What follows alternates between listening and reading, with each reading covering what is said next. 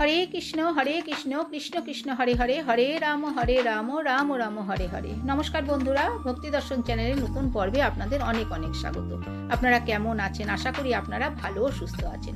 আজকের পর্বে আমরা জানবো 2025 সালের 1431 বঙ্গাব্দের পৌষ মাসের শুক্লপক্ষের একাদশী পুত্রদা একাদশীর ব্রত কবে পালন করতে হবে, একাদশী তিথি কখন লাগবে, কখন ছাড়বে ও একাদশী ব্রত পালনের বিশেষ সময়। এছাড়া জানবো পুত্রদা একাদশীর পূর্ণ পবিত্র ব্রত কথা, ব্রত মাহাত্ম্য। সবটাই জানবো আজকের পর্বে। ভিডিওটি সম্পূর্ণ দেখার অনুরোধ রইল। তার আগে বন্ধুরা, এখনো যারা ভক্তি দর্শন চ্যানেলটিকে সাবস্ক্রাইব করেননি তারা চ্যানেলটিকে সাবস্ক্রাইব করে পাশে থাকা অল নোটিফিকেশনে ক্লিক করে দেবেন পরবর্তী ভিডিওটি পাওয়ার জন্য। পুত্রদা একাদশীর ব্রত কথা, ব্রত মাহাত্ম্য। যুধিষ্ঠির মহারাজ ভগবান শ্রীকৃষ্ণের কাছে পৌষ মাসের শুক্লপক্ষের একাদশী সম্পর্কে জিজ্ঞেস করেছিলেন। এই একাদশী পুত্রদা নামে প্রসিদ্ধ। সর্বপাপ বিনাশিনী ও কামদা এই একাদশীর অধিষ্ঠাতা দেবতা হলেন সিদ্ধিদাতা নারায়ণ। ভদ্রাবতী পুরীতে সুকেতুন নামে এক রাজা ছিলেন। তার রানীর নাম ছিল শৈব্যা। রাজদম্পতি বেশ সুখেই দিন যাপন করছিলেন।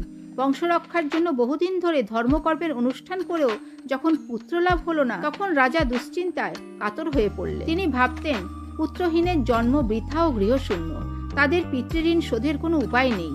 তাই তিনি আত্মহত্যার কথা চিন্তা করলেও এরপর ভাবলেন আত্মহত্যা মহাপাপ। তারপর একদিন রাজা নিবিড় বনে গমন করলেন। বন ভ্রমণ করতে করতে দ্বিপ্রহর অতিক্রান্ত হলে রাজা ক্ষুধা তৃষ্ণায় কাতর হলেন। তিনি চক্রবাক, রাজহংস এবং নানা রকম মাছে পরিপূর্ণ একটি অতি মনোরম সরোবর দেখতে পেলেন। সরোবরের কাছে মুনিদের একটি আশ্রম ছিল। সরোবর তীরে বেদপাঠরত মুনিগণ ছিল। মুনিগণ রাজার প্রতি প্রসন্ন হয়ে তাদের সেই স্থানে আসার কারণ ও পুত্রদা একাদশীর কথা জানালেন। মুনিদের কথা শোনার পর যথাবিধানে রাজা কেবল ফলমূলাদি আহার করে সেই ব্রত অনুষ্ঠান করলেন।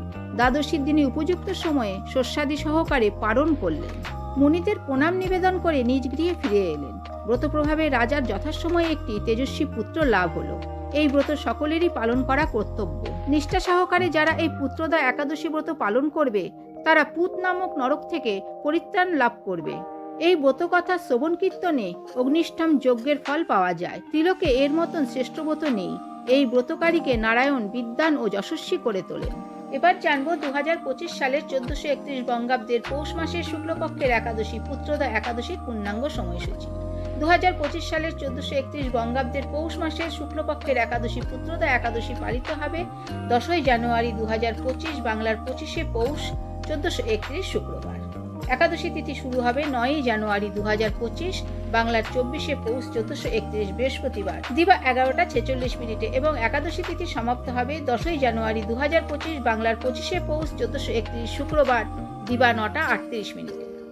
2025 সালে 1431 বঙ্গাব্দের পৌষ মাসের শুক্লপক্ষের একাদশী পুত্রদা একাদশীর পালনের বিশেষ সময় থাকছে 11 জানুয়ারি 2025, বাংলার 26শে পৌষ 1431 শনিবার সকাল 6টা 20 মিনিটের পর থেকে সকাল 8টা 23 মিনিটের মধ্যে। তো বন্ধুরা, আজকের ভিডিওটি এই পর্যন্তই। আশা করছি ভিডিওটি আপনাদের ভালো লেগে থাকবে। ভিডিওটি ভালো লাগলে ভক্তি দর্শন চ্যানেলটিকে সাবস্ক্রাইব করে সঙ্গে থাকুন।